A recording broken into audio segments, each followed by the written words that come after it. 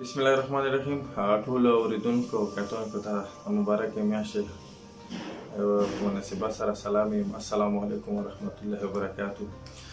لکه څنګه تاسو ټولو ته معلومه ده چې ملت بلډ بانک واحد یو بلډ بانک دی چې څلورم لاکه بدي مو لرو، د هغې بدي واحد یو مو ملت بلډ بانک لرو. او ضروري خبره ده چې څومره هم بدي وي بیا به عمر هم کیسې زیات دي، څومره هم څه بدي بیا به هلته تلسیم یا مریضان دي. چا لکه بدي کې به خامخا ډیلیوري کیس هم رسي، چا لکه بدي کې به خامخا اکسیډنټ هم رسي، فایرنګ دا واقع به خامخا پیښیږي.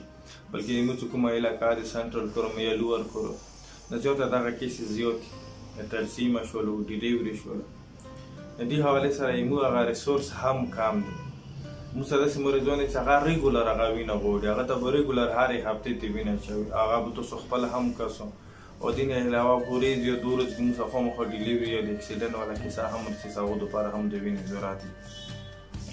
ټول هغه خلک چې هغه زموږ پیغام وي هغو ته هم دا یو اپیل کوو، یو ګزارش کوو چې موږ ریسورس نه لرو، موږ داسې ریسورس نه لرو چې هغه کې موږ خپل بلډ بانک چې کوم ضرورت دي هغه هم ورسره کنټینیوس کړو. او مریض دپاره چې کوم شی لګېږي د هغه دپاره د وینې سره د هغه ټسټونو یا د هغه ته بلډ بیګ وغیره وغیره چې څه راځي هغه لکه موږ هغه مریضان چې هغه غریب وي هغه باندې زکات کېږي، هغو ته موږ پرې ورکړو. نو موږ سره د مریضانو چې کله روشي زیاتېږي نو ضروري خبره ده بیا به زموږ چې کوم ریسورس یې هغه به هم ورسره زیاتېږي.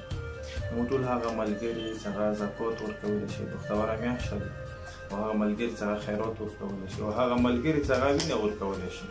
نو موږ ټولو ته دا صرف اپیل کوو چې تاسو خپل میلل بلډ بانک سره خپل فاینانشلی کوم زکات په صورت خیرات په زکات هغه تعاون هم دی دوستو. او دې نه علاوه کوم هم ځوانان ملګري دي هغه هم تاسو بلډ بانک سره ځانونه رجسټر کړو، خو واجب دي چې تاسو یوه وینه د چا ژوند بچ کولی شي. هغه مریضان چې هغه تلسیمه دي څو پورې چې هغه بچي ته تو وینه نه یې ورکړې، د هغه بچي کور والا ورسره بېقرار وي، څو پورې چې هغه ماشوم ته مو وینه نه یې ورکړې هغه ماشوم هغه وخته پرې خوب نشي کړی، هغه ماشوم هغه وخته پرې د هغه دردو کې کمی نشي کړی، د هغه بچي جوړونې کې چې کوم دردونه دي هغه پرې کمی نه دي، څو پورې هغه ته مو وینه نه یې ورکړې. یو هغه مریض چې هغه پرژلې وي یو ډیلیوري کیسې چې څو پورې هغو ته مو وینه پوره نه کړو نو د هغو ژوند او مار کشمکش کړي. ټول ملګرو ته بالخصوص موږ څومره ځوانان دي هغو ته بیا ګزاره کوو چې تاسو خپل ځانونه بلډ بانک سره رجسټر کړو.